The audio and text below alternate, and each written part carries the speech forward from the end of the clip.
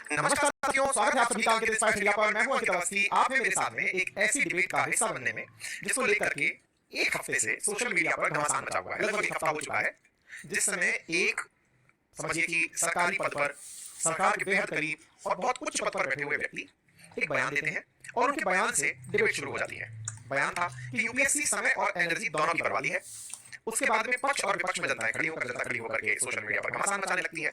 हम तक भी हमारे सोशल मीडिया के माध्यम से, क्योंकि ट्विटर पर जब हमने जानकारी साझा की थी तो हम तक भी बहुत सारे हमारे मित्र पहुंचे और उन्होंने अपनी अपनी राय रखी। चूंकि मैं इसी फील्ड से बिलोंग करता हूं, बहुत सारे विद्यार्थियों की तैयारी के मध्य में रहा हूं, खुद तैयारी के अंदर रहा हूं, खुद ने एग्जाम क्रैक करके कुछ छोटा मोटा पद भी अचीव किया हुआ है। ऐसी स्थिति में एक बड़ा सवाल ये बनता है कि क्या यूपीएससी समय की बर्बादी है, एनर्जी की बर्बादी है अथवा नहीं। हो सकता है इस विषय पर बहुत से लोगों के अपने अपने व्यू पॉइंट हो। बहुत सारे लोग सेशन शुरू होने से पहले ही पूर्व धारणा लेकर चल रहे हो कि नहीं जी समय की बर्बादी है, नहीं जी एनर्जी की बर्बादी है। या कुछ लोग आप में से ऐसे भी हो सकते हैं जो सेशन शुरू होते ही पहले ही मन बना के रखें, अरे ये लोग तो क्या बताएंगे, हो सकता है इनको कोई गलत पद मिल गया होगा, ढंग का पद नहीं मिला होगा, कलेक्टर साहब से पूछो, एसपी साहब से पूछो, वो बताएंगे पद क्या होता है। सब कुछ आप अपने दिमाग में रखिए, तसल्ली से सेशन सुनिए। सेशन जब पूर्ण हो जाए उस समय अपनी राय डाल दीजिएगा, ठीक है। चलिए शुरू करते हैं। यूपीएससी की चर्चा हो रही है, वेस्ट ऑफ एनर्जी है या नहीं। आप में से बहुत सारे हमारे लिसनर्स चूंकि अलग अलग एज कैटेगरी में हैं, तो उन्हें इस चर्चा में इन्वॉल्व करना है, तो सारी बातें खोलकर बतानी पड़ेंगी। खोलकर बतानी है तो आइए शुरू करते हैं एक व्यक्ति के कथन से जिनका नाम है संजीव सान्याल। हाल ही में उन्होंने अपने एक पॉडकास्ट में, आजकल जैसे दो लोगों को बिठाकर बातचीत करने का जो सिलसिला चलता है बड़ा कॉमन हो गया है, हमसे भी बहुत सारे साथियों की डिमांड है कि कुछ लोगों का आप भी उनके जीवन के बारे में सच पहचानिए। अगर आपको लगा तो मैं कुछ आईएएस ऑफिसर्स को लेकर आऊंगा ताकि इस विषय पर आप लोगों के रिएक्शन के आधार पर तय करेंगे। चाहेंगे तो मैं उनसे भी आपका एक इंटरव्यू करवा करके कुछ आपके सवालों के जवाब करवा दूंगा। फिलहाल के लिए व्यक्ति पर फोकस करिए। व्यक्ति है सचिन सान्याल। है कौन ये भारत सरकार के अंदर इकोनॉमिक एडवाइजरी जो काउंसिल, जो प्रधानमंत्री को सलाह देती है कि अर्थव्यवस्था में आप कैसे आगे बढ़ें, उनके सदस्य हैं। इन्होंने अपने एक पॉडकास्ट में कहा कि यूपीएससी वेस्ट ऑफ एनर्जी है। हेडलाइन बन गया, UPSC waste of energy. Economist Sanjeev Sanyal उन्होंने यूपीएससी अटेम्प्ट को लेकर ये बात कही, तो waste of energy and waste of time heading ऐसे ही बना, लोगों के बीच में एक बड़े बहस का मुद्दा बन गया। जिन लोगों ने यूपीएससी क्वालिफाई किया हुआ है, इवन जो लोग ऑलरेडी सर्विसेज में हैं, वो लोग अपने अपने पक्ष से सेल्फ डिफेंस में आ गए, क्योंकि क्या पता समाज वाले उन्हें इस तरह से देखने लग जाए कि यार तुम समय की बर्बादी हो। सब लोग अपने अपने तरीके से बातों को लिख रहे हैं, लेकिन विषय वस्तु को जानना अच्छे से जरूरी है। प्रयास करेंगे कि सभी पक्षों को लिया जाए, जो इन्होंने कहा है इनकी बात को भी समझा जाए, आपके पक्ष भी लिए जाए। विस्तार से बढ़ते चलते हैं। जैसा मैंने अभी आपसे कहा, प्रधानमंत्री की इकोनॉमिक एडवाइजरी काउंसिल होती है जो प्रधानमंत्री को सलाह देती है। उसके अध्यक्ष हैं विवेक देबरॉय और उनके साथ टीम मेंबर में संजीव सान्याल जुड़े हुए हैं, साथ में शमिका रवि और साथ में राकेश मोहन भी उनके साथ में जुड़े हुए हैं, ठीक है। विकिपीडिया पर जो आपके बारे में जानकारी है वो ये है कि आप इकोनॉमिक एडवाइजरी काउंसिल जो प्रधानमंत्री की है उसमें वर्ष 2022 से जुड़े हुए हैं और इससे पहले आप प्रिंसिपल इकोनॉमिक एडवाइजर रह चुके हैं, जिसके department of economic affairs of ministry of finance के 2017 से 22 के बीच में लगभग 6 साल। ये क्या पद होता है? अगर आप यूपीएससी की तैयारी कर रहे हैं तो आप इस पद को निश्चित ही पहचान जाएंगे। यूपीएससी की तैयारी करते समय आप लोगों को इकोनॉमिक सर्वे याद करना होता है। इकोनॉमिक सर्वे के फैक्ट क्या है, कौन सी सरकार की योजना है, सरकार उस योजना को लेकर क्या सोचती है, कितना बजट, कितना डिजिट, सब आपको ध्यान रखना होता है। समझिए कि 6 साल तक इन्होंने इकोनॉमिक सर्वे को ही बनाया है। इकोनॉमिक सर्वे को बनाने वाले प्रधान व्यक्तियों में ये हैं, जो आप पढ़ के यूपीएससी का एग्जाम क्वालिफाई करने गए, ये उसको बनाने वाले प्रमुख व्यक्तियों में से हैं, नंबर 1। नंबर 2, वर्तमान में अब ये उस इकोनॉमिक सर्वे में जो योजनाएं डली हैं उनको बनाने वाली टीम में जाकर चले गए हैं कि सर इस तरह से काम करना चाहिए, यानी कि काफी पढ़े लिखे हैं। कितने पढ़े लिखे हैं? तो साहब अल्मा मेटर इनका कहता है कि आप Shri Ram college of commerce Delhi से पास आउट हैं, इसके बाद आपने ऑक्सफोर्ड से भी पढ़ाई की हुई है, ठीक है। एक इकोनॉमिस्ट की भूमिका में है और थोड़ा सा विकिपीडिया पर ये जानकारी भी है कि ये क्रांतिकारी जो भारत के रहे सचिंद्रनाथ सान्याल उनके क्लोज रिलेटिव भी हैं, ठीक है। सचिन सान्याल, संजीव सान्याल के बारे में काफी सारी जो डिटेल्स हैं उनमें से एक डिटेल जो सोशल मीडिया पर टहल रही है, हालांकि हमने भी उसकी पुष्टि करने का काफी प्रयास किया, हमें पूरी कंफर्म जानकारी तो नहीं मिली, लेकिन हाँ एक जानकारी मिली, वो ये है कि संजीव सान्याल उस दौर में है जिस समय केंद्र सरकार ने लेटरल एंट्री से कुछ जॉइंट सेक्रेटरी लेवल पर लोगों को एनरोल किया था एज एन आईएएस ऑफिसर्स। बहुत सारे सोशल मीडिया हैंडल्स का क्लेम है कि आप लेटरल एंट्री से आईएएस का पद प्राप्त भी किए हुए हैं। हालांकि मैंने इंटरनेट पर जितना सर्च किया मुझे उसके बारे में ज्यादा जानकारी नहीं मिली। फिलहाल के लिए मैं इसे डाउट में ही छोड़ देता हूं और आगे बढ़ता हूं, ठीक है। अपनी एक पुस्तक जिसका जिक्र यहाँ पर भी है, जिसमें कि कुछ ocean the ocean of churn करके इन्होंने एक बुक लिखी है, उसको प्रधानमंत्री को देते हुए आप इनकी तस्वीर भी देख सकते हैं, ठीक है। तो इकोनॉमिक एडवाइजरी काउंसिल प्रधानमंत्री की है, उसमें ये काम करते हैं, ये जानकारी मैंने आपको दे दी और आप लंबे समय तक प्रधानमंत्री से पूर्व क्या करते रहे, तो इकोनॉमिक सर्वे बताते रहे। अब यहाँ पर आप देखें तो ये इनका डायलॉग है, ये आप स्वयं है जो ये बोल रहे हैं, उन लाइंस को आप पढ़ते चलें। इनका कहना है कि आपको यूपीएससी का ड्रीम जरूर लेना चाहिए, लेकिन आपके ड्रीम में एलन मस्क और मुकेश अंबानी बनना भी होना चाहिए।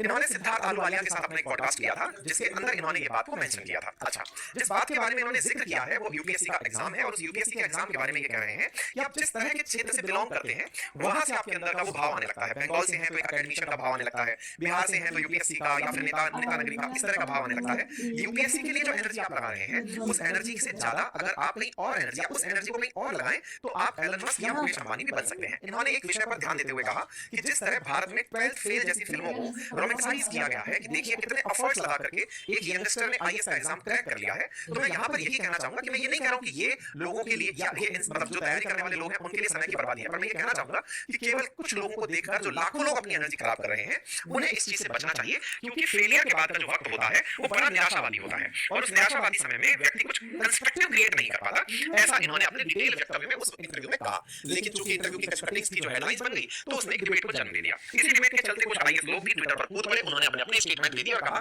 कि निश्चित ही जॉइंट सेक्रेटरी तो कोई नहीं बनना चाहेगा क्योंकि वो डिपार्टमेंटल पोस्ट है, यानी एक ऐसी पोस्ट है जिसमें आपको पब्लिक इंटरेक्शन नहीं मिलता। हमने भी आपको 27 तारीख को ट्वीट करके इस विषय पर आपकी राय मांगने के लिए इस कमेंट को पोस्ट किया था। हमने इनका पूरा बयान लिखा था और उस बयान के साथ आपसे पूछा था कि आपकी क्या राय है। हमें भी जो कमेंट बॉक्स में राय प्राप्त हुई जिसमें से प्रहलाद सारंग जी ने काफी बढ़ा चढ़ाकर कहा कि देश के अंदर अगर योग्य युवा इस पद तक नहीं पहुंचेंगे तो देश कैसे चलेगा, क्योंकि नेता चुनाव जीत कर आता है, पॉलिसी तो यही लोग बनाते हैं। बहुत ही अच्छा इन्होंने पॉइंट मेंशन किया। रोहन सिंह लिखते हैं कि सर ये तो बर्बादी है, कुछ लोग लिखते हैं कुछ भी गलत नहीं कहा, कुछ लोग कह रहे हैं कि सफलता की दर 1% से भी कम है तब तो गलत है। यानी कि हमारे कमेंट बॉक्स के अंदर ट्विटर पर भी आपकी राय बटी हुई थी। कुछ का कहना था कि नहीं ये करना चाहिए, कुछ का कहना था नहीं करना चाहिए। जो अभी तक इस पूरी कहानी को सुनते हुए इतनी देरी तक आप पहुंचे हैं और उसके बाद भी नहीं पता चल रहा है ये मामला किस विषय पर डिस्कशन लेके जा रहा है, तो मैं आपको थोड़ा सा और अंदर डीप डाइव कराता हूं। देखिए, भारत के अंदर केंद्र सरकार के द्वारा कुछ नौकरियां सरकारी स्तर पर ली जाती हैं। यूपीएससी एक संस्थान है जिसके द्वारा परीक्षाएं आयोजित करी जाती हैं। यूपीएससी के द्वारा अखिल भारतीय परीक्षाओं का आयोजन संघ लोक सेवा आयोग यूनियन पब्लिक सर्विस कमीशन के नाम पर आयोजित करवाया जाता है। ये एक संवैधानिक निकाय है और ये भारत के संविधान में 315 से लेकर 323 के बीच में बहुत अच्छे से मेंशन है। आप और हम में से बहुत से लोगों को लगता है कि यूपीएससी का मतलब केवल आईएएस पीसीएस आईएएस का आईपीएस का एग्जाम ही होता होगा। ऐसा नहीं है, लगभग 9 एग्जाम्स हैं जिनको यूपीएससी आयोजित कराता है। यानी कि सिविल सर्विस एग्जामिनेशन उनमें से एक है जिसको लेकर के अभी सान्याल साहब ने बात की है। इसके अलावा यूपीएससी द्वारा आईईएस का एग्जाम भी, आईएफओएस का एग्जाम भी, सीएपीएफ का एग्जाम भी, इसी प्रकार से आईएसएस का एग्जाम भी, जियो साइंटिस्ट का एग्जाम, सीएमएस का एग्जाम, एससीआरए का एग्जाम आदि एग्जाम कंडक्ट कराए जाते हैं। लेकिन ब्रॉडली जब यूपीएससी की बात आती है तो ब्रॉडली इस बात में सिविल सर्विस एग्जामिनेशन की बात होती है। उस सिविल सर्विस एग्जामिनेशन में भी जो अधिकांश लोग जानते हैं वो इन 3 ही पदों को जानते हैं। 4 पद पकड़ लीजिए, एटमैक्स 4 पदों को जानते हैं, आईएएस, आईपीएस, आईएफएस यानी कि फॉरेन सर्विसेज या आईआरएस। ठीक है, इन 4 रेड फिल्म जब से आई उसके बाद से उसको भी जानने लगे हैं। अदरवाइज 3-4 पदों के अलावा लगभग 15-20 पद हैं जो आप सीबीएसई का एग्जाम जब देते हैं यानी सिविल सर्विस एग्जामिनेशन का एग्जाम जब देते हैं तो उसके बाद इन पदों को भी आप प्राप्त कर सकते हैं। इनमें जो टॉपर्स होते हैं उनकी प्रेफरेंसेस में आईएएस, आईपीएस, आईएफएस होता है। बाकी जो लोग हैं वो अपनी अपनी रैंक के अकॉर्डिंग इस प्रकार के पद पाते हैं। यानी कभी अगर आप ये सुने कि 900 लोग आईएएस क्वालीफाई कर गए या सीएसई क्वालीफाई कर गए, सिविल सर्विस एग्जामिनेशन क्वालीफाई कर गए, तो उनमें से 100-150 लोग ही होते हैं जो आईएएस रियल में बनते हैं। बाकी जो बचे हुए 700-800 लोग हैं वो अदर सर्विसेज के अंदर कहीं ना कहीं पहुंचते हैं। ठीक है, तो उम्मीद है कि आप में से जो साथी इसके बारे में अब तक सुनते रहे हैं उन्हें आज के सेशन से थोड़ी और क्लैरिटी आ जाएगी। अब ये जो परीक्षा है सिविल सर्विस एग्जामिनेशन, जिनको नहीं पता है उन्हें हल्का सा मैं जानकारी दे दूं, 3 स्तर पर आयोजित होती है, प्रीलिम्स, मेंस और इंटरव्यू। और इन तीनों लेवल पर परीक्षा का अलग-अलग तरीका होता है। प्रीलिम्स में जहां ऑब्जेक्टिव क्वेश्चंस पूछे जाते हैं, मेंस में थ्योरेटिकल क्वेश्चन आंसर पूछे जाते हैं और इंटरव्यू के अंदर आपसे मौखिक रूप से आपकी पर्सनालिटी को जज किया जाता है। यूपीएससी इस पूरे कार्यक्रम को आयोजित करवाती है और इसके अंदर डिटेल सिलेबस देकर के चीजें पूछी जाती हैं। जिस प्रकार से प्रीलिम्स की बात की जाए तो जीएस पेपर 1 और जीएस पेपर 2 आयोजित किया जाता है, ऐसे ही यूपीएससी मेंस के अंदर 4 मेजर पेपर्स डिस्कस किए जाते हैं। लेकिन उसके अतिरिक्त भी क्वालिफाइंग पेपर में इंग्लिश और इंडियन लैंग्वेज जो भी आपकी कंफर्टेबल हो वो, और साथ में ऑप्शनल का पेपर भी आपको देना होता है। इसके साथ साथ ऐसे राइटिंग भी करनी होती है। कुल मिलाकर के जब कोई व्यक्ति 1750 प्लस 275 यानी 2025 मार्क्स में से टॉपर के मार्क्स पाता है तब जाकर वो मतलब टॉप सर्विसेज में जाकर पहुंचता है। युवाओं की सबसे प्रमुख ड्रीम्स में ये जॉब जरूर है, क्योंकि अल्टीमेटली जितने भी देश में होती हुई आप नीतियों की पालना है या नीतियों को बनते हुए देखते हैं उनमें ब्यूरोक्रेट्स का ही हाथ है और ब्यूरोक्रेसी में सबसे टॉप पद पर विराजमान आईएएस लोग ही इस पूरे काम को करते हैं। ठीक है, अच्छा, ये तो हो गई एग्जाम की प्रक्रिया और एग्जाम के थ्रू जो लोग इस प्रोसेस के अंदर इन्वॉल्व होते हैं वो। अब आते हैं dark side of this examination. मैंने पैटर्न बता दिया, जिस विषय पर चर्चा हो रही है वो विषय वस्तु बता दी। अब ये बात क्यों निकल कर आई कि ये वेस्ट ऑफ टाइम है या वेस्ट ऑफ एनर्जी है। मैंने जैसे अभी हाल आपसे कहा कि इस परीक्षा में जो लोग सेलेक्ट होकर आते हैं उनकी सर्विसेज में संख्या 700 से 1000 के बीच में, अभी मैं पद भी गिनाऊंगा पिछले सालों में कितने आए हैं, और उनमें से जो वाकई में लोग बनना चाहते हैं, जो डीएम साहब वाली जो फीलिंग लेना चाहते हैं, वो मुश्किल से 100 से 700 के आसपास लोग होते हैं। 200 हद मार के पकड़ लीजिए, पूरे बैच में 200 लोग ही हैं जो आईएएस तक पहुंच पाते हैं। अब इस पूरी डार्क साइड ऑफ रियलिटी को हम थोड़ा और डिटेल में एलैबोरेट करके लेकर चलते हैं। ठीक है साहब, आप उम्मीद है कि यहां तक सारी चीजें समझ ली होंगी। अब चर्चा करते हैं कि कितने लोग ऐसे हैं जो ये बनने का ख्वाब देखते हैं। एक फैक्ट मैं आपको शेयर कर रहा हूं। फैक्ट ये है कि हमारे देश में अगर 35 साल का एज क्राइटेरिया है आईएएस एग्जामिनेशन लिखने का, जनरल के लिए 32 है, ओबीसी के लिए 35 है, अगर हमने ये एग्जाम का क्राइटेरिया एज के हिसाब से सोचा तो भारत की जनसंख्या की 80 करोड़ आबादी 35 साल तक की एज में है। 80 करोड़ की आबादी। अब आपके दिमाग में प्रश्न है, तो क्या सर जियो से पैदा हुआ बच्चा ही आईएएस का ख्वाब देखने लग जाता है क्या? मैं ये कहूंगा, जब से समझ विकसित होती है तो जो पेरेंट्स खुद क्वालिफाई नहीं कर पाए या जिनकी एस्पिरेशंस है कि भाई साहब मेरा बेटा डीएम बने, जो दंगल फिल्म के अंदर अपने आप को आमिर खान समझते हैं, वो सभी लोग अपने बच्चों से सपना उसी दिन से कि पूत के पांव तो पालने में दिख गए, हमारी बिटिया रानी अब तो डीएम साहिबा बनेगी, वो ख्वाब बच्चों के साथ बचपन में ही ला देते हैं। यानी कि ख्वाब को 80 करोड़ लोग उन 100 पदों पर पहुंचने का देख रहे हैं। थोड़ा और फैक्ट्स की तरफ आगे बढ़ते हैं मेरे प्यारे साथियों। अगर एग्जैक्ट एज के हिसाब से चला जाए कि भारत की कितनी पॉपुलेशन असल में इस एग्जामिनेशन वाले क्राइटेरिया के अंदर आती है, तो एग्जैक्ट फिगर तो नहीं मिलेगा, क्योंकि ग्रेजुएशन 21 साल की उम्र में, 22 साल की उम्र में लोग कंप्लीट कर लेते हैं।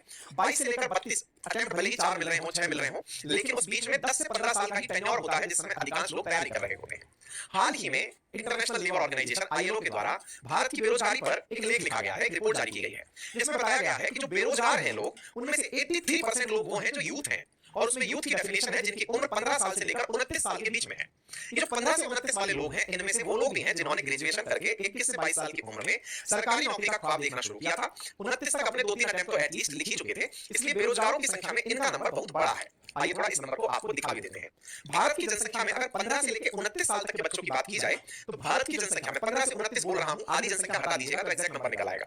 15 से 29 साल की पॉपुलेशन अगर 2021 का आंकड़ा देखा जाए तो भारत की आबादी का 27% 15 से 29 साल के बीच में था। अगर हम 140 करोड़ हैं तो लगभग 38 करोड़ लोग ऐसे थे जो 15 से 29 साल के बीच में थे। आधे हटा दीजिए, ये मानकर चलिए कि 19 करोड़ या 20 करोड़ लोग भारत में ऐसे रहे होंगे जो 15 से 29 साल नहीं, अपितु 21 से 29 में रहे होंगे। या ये कहिए कि अगर ये नंबर थोड़ा और ऊपर नीचे भी हो जाए तो 15 से 20 करोड़ नंबर ऐसा निकल कर आता है, क्योंकि कोई भी सर्वे इस आधार पर नहीं होता कि ग्रेजुएशन से लेकर 29 के बीच में कितने हैं या ग्रेजुएशन से लेकर 32 के बीच में कितने हैं। ठीक है, यूथ की डेफिनेशन अंतरराष्ट्रीय स्तर पर 15 से 29 बनी हुई है, इसलिए आंकड़ों को इसी दिशा में कलेक्ट किया जाता है। अगर मैं 15 से 20 करोड़ की आबादी अज्यूम कर लेता हूं कि हमारे देश में कॉम्पिटिटिव एग्जाम देने वालों की है, तो जनाब मैं आपके सामने एक और रोचक फैक्ट रखता हूं, और रोचक फैक्ट ये है कि भारत में 22 करोड़ लोगों ने 8 साल में सरकारी नौकरी के लिए अप्लाई किया था। कितने लोगों ने? 22 करोड़ लोगों ने 8 साल में सरकारी नौकरी के लिए ट्राई किया था। उनमें से 7.5 लाख लोग और 7.25 लाख लोगों को ही सरकारी नौकरी मिली थी। अब आप यहाँ पर ध्यान दीजिएगा, सरकारी नौकरी में रेलवे की नौकरी, ग्रुप डी की जो सर्विसेज है वो भी शामिल है, और आईएएस की जॉब भी शामिल है।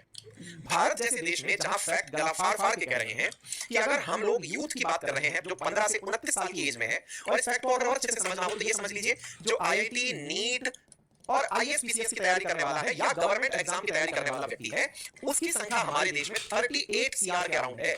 मतलब एलिजिबल लोग इतने हैं। सब तैयारी नहीं कर पाएंगे क्योंकि सभी के पास सामर्थ्य नहीं है। कोई ये मानता होगा कि सबने साइंस नहीं लिया, सबका ड्रीम आईएएस बनना नहीं है। मैं 50% हटा देता हूं, आप उस नंबर को अपने स्तर पर ऊपर नीचे कर भी लेंगे तो ये नंबर 20 सीआर के आसपास निकल कर आता है। सरकारी डेटा बता रहा हूं कि सरकारी नौकरी में अप्लाई करने के लिए पिछले 8 सालों के अंदर 22 करोड़ लोगों ने अप्लाई किया। साल दर साल अगर मैं ये आंकड़ा बताऊं तो आपको बहुत हॉरिफाइंग लगेगा। साथियों, आंकड़ा आपके सामने 5 करोड़ लोगों का है जिन्होंने 2018 से 19 में सरकारी नौकरी में ट्राई किया था। आप इन आंकड़ों को देखिए, ये आंकड़े कभी भी कम नहीं हुए। ये आंकड़े आपके सामने हैं, 5 करोड़ के आसपास आंकड़े, या फिर ये पकड़िए कि 2 करोड़ 32 लाख, 2 करोड़ 32 लाख, 2 करोड़ 28 लाख, 21-22 में 1 करोड़ 86 लाख लोगों ने अप्लाई किया था, और 1 करोड़ 86 लाख ने अप्लाई किया, 38,000 लोगों को नौकरी मिली थी। यानी ये वो आंकड़े हैं। अगर इन आंकड़ों को ध्यान से देखा जाए तो तथ्य निकल कर आता है कि 0.33% लोगों को ही इन 22 करोड़ में से 8 सालों में सरकारी नौकरी मिली थी। अगर हम यूपीएससी की तरफ चलते हैं तो ये आंकड़ा और हॉरिफाइंग है। यूपीएससी लगभग 1 मिलियन यानी कि 10 लाख लोगों का फॉर्म भरवाती है एक साल के अंदर। 10 लाख से 11 लाख के आसपास लोग अप्लाई करते हैं। 5 लाख के आसपास लोग जॉब देने के लिए, मतलब एग्जाम लिखने के लिए, प्रीलिम्स का एग्जाम लिखने के लिए पहुंचते हैं। कुछ हजार लोग प्रीलिम्स क्वालिफाई करते हैं, उनमें से कुछ हजार लोग मेंस क्वालिफाई करते हैं। अगर ये कुछ हजार लोगों की संख्या मैं बताऊं तो 2022 में जहां 11 लाख फॉर्म भरे गए थे, वहां 13,000 लोग ही मेंस क्वालिफाई कर पाए थे, और 933 लोग ही फाइनल लिस्ट में जगह बना पाए थे। अगर आपको ये डेटा थोड़ा सा भी इस तरह का लगे कि नहीं फर्जी हो सकता है, तो मैं आपको पीआईबी की कटिंग ही निकाल कर दिखा देता हूं, जहां पर डेटा है 23 मई 2023 को प्रकाशित हुआ डेटा कि 11,35,000 लोगों ने अप्लाई किया था, और उनमें से जो फाइनल जगह बनाने में कामयाब हुए वो 933 थे। अगर मैं इस संख्या को 1000 अपॉन 10 लाख लिख भी देता हूं तो आपके सामने यह आंकड़ा चिल्ला चिल्ला कर आपको एक ही बात बोलेगा कि जनाब सक्सेस का रेशो 0.001% के आसपास घूम रहा है, यानी कि 1000 में से एक व्यक्ति सफल हो रहा है। ये डार्क रियलिटी है और इससे भी डार्क साइड जानकर के आप बहुत ज्यादा परेशान हो जाएंगे।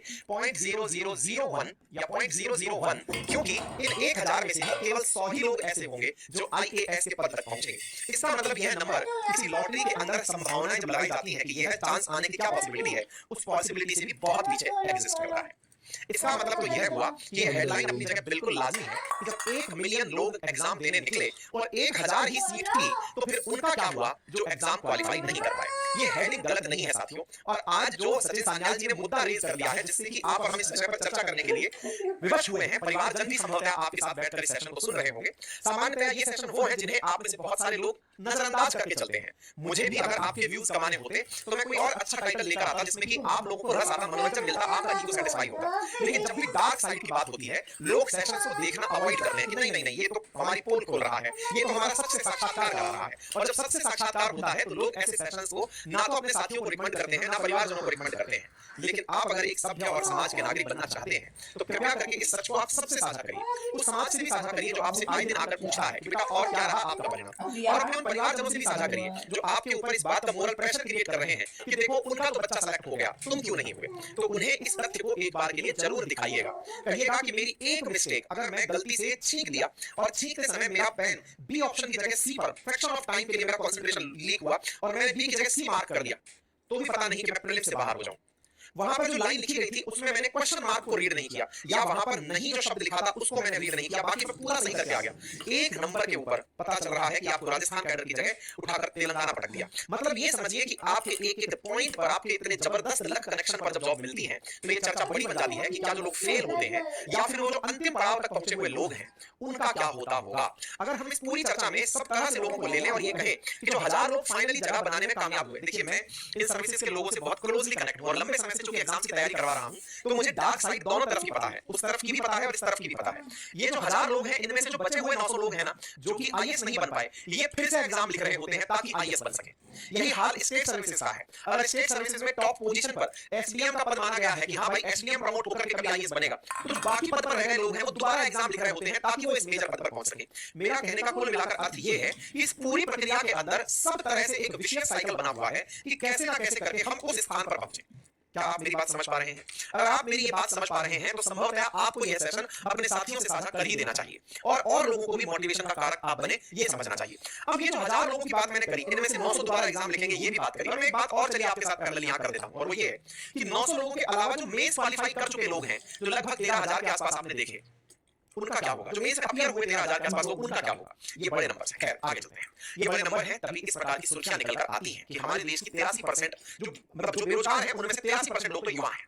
ये आंकड़े यूं ही नहीं आते हैं। इन आंकड़ों के पीछे का जो डार्क साइड है वो ये है कि यहाँ पर लोग सरकारी नौकरी के पीछे पड़े हुए हैं। अब लेकिन आपको भी ये बात समझ में आएगी, सर जो आप मुझे बता रहे हो ना, ऐसा नहीं है कि मुझे नहीं पता है, मुझे ये बात पता है, बस मैं डरता हूं कि इस बात को दोबारा ना सुनूं क्योंकि मैं डिमोटिवेट हो जाता हूं। नहीं, आप सत्य को, सत्य का साक्षात्कार करके फिर भी अगर आप वही कर रहे हैं, इसका मतलब आप मजबूर हैं। मजबूर क्यों हैं? क्योंकि हमारे समाज ने हमें मजबूर किया हुआ है। क्यों मजबूर किया हुआ है? क्योंकि भारत देश की 40%, ये बात बहुत गहरी है, 40% वेल्थ इंडिया की मात्र 1% लोगों के पास में है। भारत की 40% वेल्थ 1% लोगों के पास है। मतलब ये समझिए कि 1.5 करोड़ लोग भारत की कंप्लीट जीडीपी का आधे से लगभग आधा हिस्सा अपने पास रखते हैं। भारत के उन सब लोगों के पैसे को काउंट करके भी अगर किसी एक व्यक्ति की पर कैपिटा इनकम निकाली जाए तो वो 1 लाख रुपए के अराउंड पहुंचती है। यानी प्रति व्यक्ति आय भारत के अंदर पर मंथ में अगर कैलकुलेट की जाए तो वो 8000 रुपए महीने के आसपास पहुंचती है। जब इतना डार्क साइड हो हमारे यहाँ पर जॉब का, आप विचार कीजिए, 8000 रुपए के आसपास प्रति व्यक्ति आय पहुंचती है निकलकर। ये कब है? जब हम उन अमीरों की, अंबानी अडानी जिनकी बातें की जा रही है, उनकी संपत्ति भी अपनी मान करके भारत की जनसंख्या का भाग दे दें। अगर आप उन 1% को हटा दो, 40% की रेवेन्यू को हटा दो, इतनी इनइक्वालिटी है हमारे देश में कि जो 60% की आवाज, 60% जो वेल्थ है वो अगर 99% लोगों में बांटी जाए तो हमारे हालात इतने बुरे होंगे कि हम दुनिया में संभवतः 193वें स्थान से भी नीचे पड़ पाएंगे। अब ऐसी स्थिति में सरकारी नौकरी ही हमें उस पूरी गंदगी के, उस पूरी गरीबी के ढेर से निकाल कर लाने का एकमात्र ऑप्शन बचता है, क्योंकि वो सरकारी नौकरी ही हमें जॉब की सिक्योरिटी दे रही होती है, वही गारंटी दे रही होती है कि सरकारी नौकरी में आ गए तो बने रहोगे, वही नौकरी हमें सोशल स्टेटस दे रही होती है कि अगर तुम जॉब में आ गए तो तुम्हें लोग मानेंगे कि तुम्हारी नौकरी परमानेंट है, वही नौकरी हमें बेनिफिट दे रही होती है कि तुम अगर बीमार हो गए तो तुम्हारे इलाज के लिए सरकार पैसा देगी, वही नौकरी हमें विश्वास दे रही होती है कि तुम्हारे परिवारजनों को अगर तुम्हें कुछ हो गया तो तुम्हें परित्यक्ताओं के लिए, परिवार के आश्रितों के लिए कुछ ना कुछ तो प्राप्त हो जाएगा। इसी प्रकार से सरकारी नौकरी समय समय पर महंगाई के साथ इंक्रीमेंट के ऑप्शन देती है और साथ में वर्किंग आवर्स की सुनिश्चित टाइमिंग देती है कि आज संडे का मतलब संडे है, टाइमिंग 10 से 5 है तो आपको ऑफिस में रहना है। ये सारी सुविधाएं सरकारी नौकरी देती हैं। तभी हमारे देश में उस 0.33% में जहां ग्रुप डी की नौकरी भी शामिल है, वहां आने के लिए लोग उतावले रहते हैं, क्योंकि जो dark side of our Indian society है वो ये है कि हमारे पास में अंबानी की करेंसी और अंबानी अडानी की धन को भी अपना मानने के बाद प्रति व्यक्ति आय पर मंथ 8,000 रुपए के आसपास आप तक पहुंचती है। यही कारण है कि जॉब वर्सेस बिजनेस आज का नया डिस्कशन बन गया है, क्योंकि कोई हमसे ये नहीं कहता कि तुम प्राइवेट नौकरी क्यों नहीं कर लेते, क्योंकि बुद्धिजीवियों को ये लगता है कि प्राइवेट नौकरी की बोल दिए तो ये लोग पकड़ लेंगे, प्राइवेट नौकरियों में तो पैसा वैसे ही नहीं है। अब आते हैं दूसरे साइड पर, तो सर इसका मतलब क्या हमें केवल जॉब ही करना चाहिए? देखिए मैं आपको सारी बातें बताता चल रहा हूं, सरकारी नौकरी के पक्ष भी गिना रहा हूं, विपक्ष भी दे रहा हूं, सच्चाई भी बता रहा हूं, आपके पोटेंशियल को भी दे रहा हूं, सब बातें देंगे। आपके सेशन को ना एक पक्ष में बैठकर मत देखना, बस अंत में अपनी राय रखना, तब तक इस सेशन को सुनते रहना। तो फिर सरकार जॉब के स्थान पर बिजनेस कर ले, चलिए बिजनेस तक ले चलते हैं, क्योंकि सचिन सान्याल जी ने जिस विषय पर ध्यान दिया है वो ये है कि क्यों नहीं इंडिया वाले एलन मस्क बन जाते हैं, या क्यों नहीं इंडिया वाले अनिल अंबानी या मुकेश अंबानी बन जाते हैं। सर हम आपको बताते हैं, बनने का प्रयास किया भारत के बहुत से लोगों ने, लेकिन आपको जानकर आश्चर्य होगा सान्याल साहब कि 2022 से लेकर अभी तक भारत में 37,000 लोगों को स्टार्टअप से निकाल दिया गया है। जैसे स्टार्टअप के हम बड़े-बड़े वादे करते हैं, आपको जानकर आश्चर्य होगा कि हमारे स्टार्टअप्स में जिन लोगों ने अपना भविष्य ढूंढा था, उन्हें हजारों की संख्या में नौकरी से निकाल दिया गया। केवल स्टार्टअप्स की बात ही नहीं है सान्याल साहब, बात और भी है। गूगल, मेटा, अमेज़न जैसी टेक्नोलॉजिकल जो कंपनीज हैं, उनमें से 1 लाख से ज्यादा एम्प्लॉइज को लास्ट ईयर्स में निकाल दिया गया है। ऐसी ऐसी कंपनीज अपने पास नए नए ऑप्शंस लेकर आती हैं कि साहब हमें तो सस्ता और टिकाऊ आदमी काम करने के लिए मिल जा रहा है, तो हम क्यों ना लें। हाल ही में नारायण मूर्ति जी का एक जबरदस्त मामला चर्चा में आया, अगर आपने देखा हो। नारायण मूर्ति जी का एक बहुत बड़ा विचार चर्चा में आया कि लोगों को वीक में 70 घंटे से अधिक काम करना चाहिए। लोगों ने कहा नारायण मूर्ति जी बड़ी बात कह रहे हैं, आप अगर ऐसा सोचते हैं तो जरूर करना चाहिए। लेकिन कुछ ही महीनों में एक और मैसेज आता है, वो ये है कि उन्होंने अपने ही परिवार के एक नन्हे बच्चे के नाम 250 करोड़ रुपए से ऊपर के शेयर कर दिए हैं। जब हमारे देश में इतनी ज्यादा इनइक्वालिटीज ऑफ मनी होंगी तो लोग किससे इंस्पायर्ड होंगे? ये सब भी किस्मत बाई कनेक्शन लगते हैं। सान्याल साहब जहां वेस्ट ऑफ एनर्जी टाइम की बात कर रहे हैं, उस टाइम ऑफ एनर्जी में कम से कम ये चांस तो है कि 0.001% पर भी कोई तो आईएएस बनेगा। लेकिन आज कितने भारत के अंदर मुकेश अंबानी बन गए या कितने एलन मस्क बन गए, ये नंबर भी 1 या 2 में ही घूम रहा है। 140 करोड़ में मुकेश अंबानी किसी को बनने का अवसर दिया जाए तो सब बनना चाहेंगे, लेकिन बने कितने? आंकड़े आपके सामने हैं कि जिन्होंने बनने के सपने देखे, हालात ये हैं कि 2023 में 3000 स्टार्टअप्स बंद हो गए। अगर आप वाकई में इकोनॉमिक एडवाइजरी काउंसिल में बैठते हैं तो इन्हें कम से कम बंद तो ना होने दिए होते। आप सरकार से ये कहते हैं कि जिन लोगों ने इन आइडियाज पर काम किया है, चलिए उन्हें हम अपनी जेब से सीड फंडिंग देते हैं, सरकार उन्हें फंडिंग दे, उन्हें खड़ा होने का साहस दे, क्योंकि इनमें से 90% स्टार्टअप्स वो थे जो पहली साल के अंदर बंद हो गए। क्यों बंद हुए? क्योंकि इनके पास पैसा नहीं था, अगले साल के लिए तो बचा ही नहीं था, धन के अभाव में, क्योंकि आइडिया तो था लेकिन उसे फैलाने के लिए धन नहीं था, धन के अभाव में इन्हें बंद होना पड़ा। वहीं अमेरिका, चाइना अपने देश में बन रहे स्टार्टअप्स को बिल्कुल इस तरह से लोन करवाता है, बड़ी बड़ी कंपनीज के लिए मैंडेटरी कंडीशन करता है कि नहीं फंडिंग देना मैंडेटरी है, तभी वहां नए विचारों का जन्म होता है। अब बात करते हैं एजुकेशन सिस्टम। सरकारी नौकरी ही क्यों, हम ये जवाब देते हैं। जवाब ये कि आज हमारे देश का दुर्भाग्य है कि जो बच्चा पढ़ लिख करके आज रोजगार के लिए तैयारी कर रहा है, मजबूरी है कि हमारी इस एजुकेशन सिस्टम ने उन्हें कोई स्किल नहीं सिखाई। आज हम आय की बात करते हैं तो निश्चित ये जो आंकड़े दे रहा हूं ये सब फैक्चुअल डेटा है, एक भी गलत नहीं है, सब फैक्ट्स हैं। 98,000 रुपीस है हमारी पर कैपिटा इनकम, ये आप जान लीजिए। अब जो मैंने आपसे अभी कहा कि हमारे यहाँ स्किल क्यों नहीं है, क्योंकि आपने एजुकेशन सिस्टम पर पूरी तरह से टक्कर मत किया हुआ है।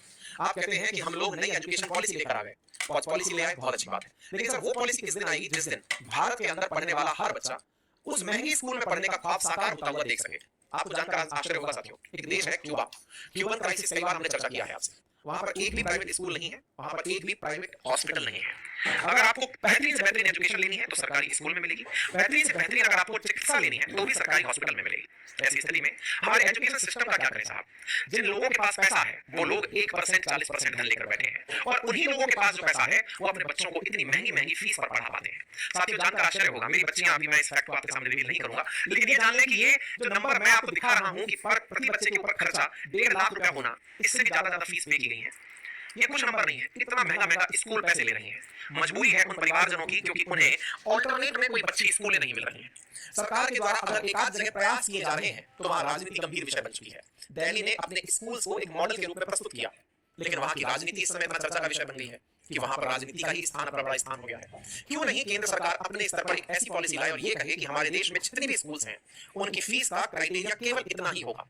जहां स्किल्स देने की बात होती है, आज जहां पर रेगुलर एजुकेशन दी जा रही है, वहां लोगों को एक्सेल शीट पर काम करना नहीं आता, कॉपी पेस्ट करना नहीं आता। दुर्भाग्य ये है कि 15 से 29 साल के 75% यूथ को तो ईमेल पर कोई भी अटैचमेंट करना नहीं आता।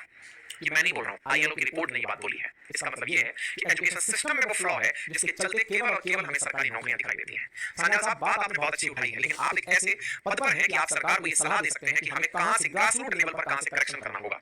और ऐसे समय पर जब स्कूल की फीस बढ़ती हो तो हम जैसे जो मध्यम वर्गीय और निम्न मध्यम वर्गीय परिवारों से बच्चे जो पढ़ने का ख्वाब लेकर घूम रहे हैं, निम्न वर्गीय परिवारों से जो बच्चे आकर पढ़कर के जीवन को सुधारने का अवसर देख रहे हैं, उनके लिए सरकारी नौकरी ही एक ऑप्शन बन कराती है। और हम पता है संतुष्ट किस बात से होते हैं, अरे कोई बात नहीं, नौकरी नहीं मिली तो क्या होगा, कोई और चीज मिल जाएगी, अरे और कुछ नहीं तो पेन और कलम पकड़ करके कम से कम टीचर ही बन जाएंगे, थोड़ा बहुत और लोगों को पढ़ाकर पैसे कमा लेंगे।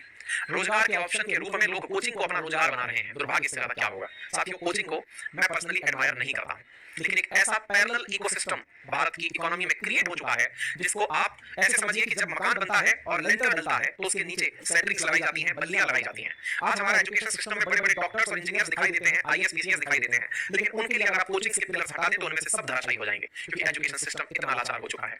तो बुनियादी रूप से ये बोलना, ये कहना कि यूपीएससी को क्यों कहा जाए क्योंकि it is a waste of time, Sanyal साहब निश्चित ही हम सब भी ये मानते हैं कि it is completely waste of time और कोचिंग तो बिल्कुल भी नहीं होनी चाहिए। लेकिन करेगा सर, मजबूर है, कोई और अल्टरनेट दिखाई नहीं देता। वो डर है, उस डर से बचने की कुछ ही साल है जो हमको उम्मीदों से जिताए जाते हैं। आज जो युवा हमें सुन रहा होता है, जो यूपीएससी की तैयारी कर रहा होता है या किसी भी स्टेट पीसीएस एग्जाम की तैयारी या एसएससी या रेलवे की एग्जाम तैयारी कर रहा होता है, सान्याल साहब उसके जीवन में उसके वही 15 से लेकर के 29 साल के एज का जो समय है ना, वही उसका सबसे गोल्डन टाइम होता है।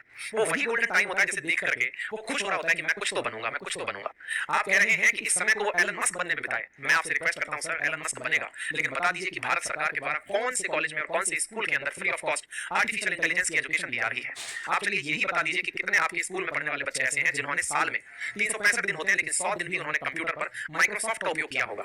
सर, डार्क रियलिटी बहुत बड़ी है, ये बोलना बहुत आसान है सर, और हम जैसे गरीबों के लिए बहुत बड़ा मुद्दा है ये। हम चाहते हैं एलन मस्क बनना, लिटरली चाहते हैं विदेश घूमना, हम चाहते हैं कि इस थर्ड वर्ल्ड कंट्री को फर्स्ट वर्ल्ड कंट्री बनाया जाए। हर बच्चा चाहता है, हर बच्चे के मन में यही ख्वाब है कि वो उसके सामने से निकलकर लैम्बोर्गिनी गई है ना, काश उसके पास भी ऐसी गाड़ी होती। लेकिन मजबूरी में वो अपनी 24 इंची साइकिल को देखता है और देखकर यही कहता है कि मेरा नसीब ये है कि मैं गरीब घर में पैदा हुआ। कई बार वो ये भी कोसता है सर कि मेरी स्थितियों के पीछे कौन जिम्मेदार है, और उन जिम्मेदारों को सोच करके बहुत दुर्भाग्यपूर्ण स्थिति में बीतता है कि जिम्मेदार सिस्टम है, जिम्मेदार अंग्रेज हैं, जिम्मेदार सरकारें हैं, जिम्मेदार वो खुद है, उसका परिवार है, वो कहां किसको जिम्मेदार ठहराए। और जिम्मेदारी की कुंठा में उसको एक ही पॉजिटिविटी दिखती है, ये समय है, क्या पता मेरा भी लॉटरी में नंबर आ जाए। हम सब चाहते हैं सर कलाम बनना, हम सब चाहते हैं सर डॉक्टर्स बनना, हम सब चाहते हैं, हम सबको ये टाटा रतन टाटा अंबानी सबको पसंद आता है सर। कलाम साहब की कहानी हमको आज भी बहुत मोटिवेट करती है। सोमनाथ जी जब इसरो में कुछ करते हैं मजा आ जाता है। क्या करें सर, सोमनाथ जी जैसा बनने के लिए भी, उनकी जैसी एजुकेशन प्राप्त करने के लिए भी एक अच्छी स्कूल का, एक अच्छे कॉलेज का मिलना बहुत जरूरी होता है। बहुत से लोगों को तो यही नहीं पता होता कि सब्जेक्ट में रुचि टीचर दिलाता है, उसे वो टीचर ही नहीं मिलते सर। वो जो टीचर मिलते हैं ना, वो लाखों रुपए फीस लेते हैं। साथियों, ये लाखों रुपए की फीस को ऑनलाइन एजुकेशन ने फिर भी कंट्रोल किया हुआ है। ऑनलाइन इस पूरे के पूरे ये समझिए कि कालखंड में फिर भी एक वरदान बन के निकल कर आया है। मैं ये अपने आप से मानता हूँ। आज मैं ही नहीं, बहुत सारी एडटेक कंपनीज हैं जो बहुत नॉमिनल कीमत पर एजुकेशन को डोर तक लेके गई है। ये ऑनलाइन की एक उपलब्धि समझ लीजिए, लेकिन एजुकेशन बहुत महंगी है साहब। बाकी आप लोग क्या सोचते हैं कमेंट बॉक्स में जरूर बताइएगा। मैंने अपना दर्द रख दिया है, थोड़ा सा पर्सनल हो गया हूं मैं। बाकी आप अपनी राय रखने के लिए फ्री हैं। ये सेशन मैंने आज रविवार वार्ता की तर्ज पर आपके साथ में किया है, इसमें कोई न्यूज नहीं, कोई साइड नहीं, कुछ नहीं, बस अपना पक्ष। हाँ, अब तक सुनने के बाद आप में से बहुत से लोग ये कहेंगे जरूर, आप भी तो कोचिंग वाले हैं, हो सकता है आपके मन में भी ये चल रहा हो मेरी कोचिंग बंद ना हो जाए। यार काश बंद हो जाए, यार लिटरली काश बंद हो जाए। दिल की तरफ तमन्ना ये है कि बंद हो जाए। मेरे इस देश के जितने भी युवा है ना, उन सबके पास में कम से कम उनकी जो बुनियादी आवश्यकता है ना, रोटी कपड़ा मकान, वो बन जाए, वो उनको मिल जाए। वो जो जब कभी यूपी बिहार की यात्रा पर जाते हैं ना, देखकर इतना दुख होता है। अरे कहीं भी चले जाइए, राजस्थान यूपी बिहार, हमारा पूरा जो नॉर्थ इंडिया जिसे बीमार स्टेट करके कहते हैं ना, देखकर ये दुख होता है कि कैसे एक 10x10 के कमरे के अंदर 4-4 बच्चे सर्दी गर्मी बारिश रहकर पढ़ रहे हैं, इस उम्मीद में कि उनका ये सवाल सही हो जाएगा, ये हो जाएगा। फिर इस बीच में पेपर लीक हो जाते हैं, नकल माफिया आ जाता है, सिस्टम बड़ा ही पैरालाइज्ड है जनाब। बाकी चलिए फिलहाल के लिए इतना ही, ज्यादा कहेंगे तो इमोशनल हो जाएंगे। आप अपनी राय रखिए कमेंट बॉक्स में और सेशन साथियों से साझा करिए।